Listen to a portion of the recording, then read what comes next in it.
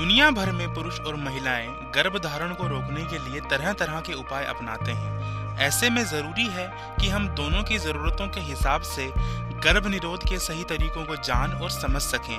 उचित गर्भ निरोधकों जैसे कंडोम, गोलियां, कॉपर टी व नसबंदी इत्यादि का उपयोग ज्यादा सहूलियत भरा और कारगर होता है। कंडोम के बारे में यह गलत धारणा है कि यह संभोग के दौरान फिसल सकता है या फट सकता है, परंतु ऐसा नहीं है। कंडोम बहुत मजबूत लेटेक्स रबर के बने होते हैं, साथ ही इसे सही तरीके से इस्तेमाल करने पर यह फिसलता भी नहीं है। अतः अनचाहे गर्भ से बचने के लिए कंडोम एक सस्ता व सर्वोत्तम साधन है जो कि यौन संबंधी संचारी रोगों को फैलने से भी रोकता है। गर्भ निरोध गोलियों के बारे में कुछ गलत धारणाएं हैं, जैसे कि यह सहवास के बाद ही इसे लेना चाहिए। यह गोलियां खतरनाक होती हैं जो कि कैंसर और बांझपन का कारण बनती हैं, परंतु ऐसा नहीं है।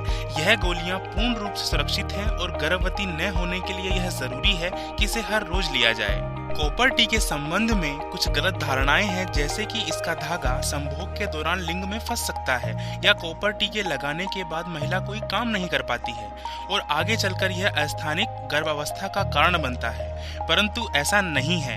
कॉपर टी के उपयोग के दौरान लिंग को किसी प्रकार की हानि नहीं होती है और इसके दौरान महिला पूर्ण रूप से अपने नियमित कार्य भी कर सकती है।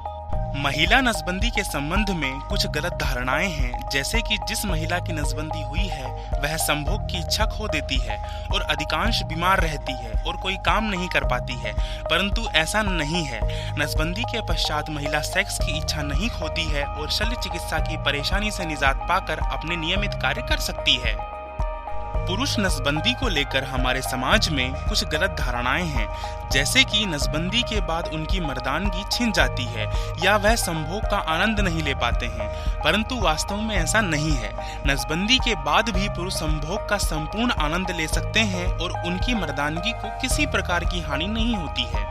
प्रथम गर्भ अवस्था और प्रसव अक्सर युवा माताओं और उनके बच्चों दोनों के लिए जोखिम भरा होता है। इन युवतियों को गर्भावस्था को स्थगित करने में सहायता करने की आवश्यकता है, जब तक कि वे कम से कम सही उम्र के न हो जाएं और उनका शरीर इसके लिए तैयार न हो जाए।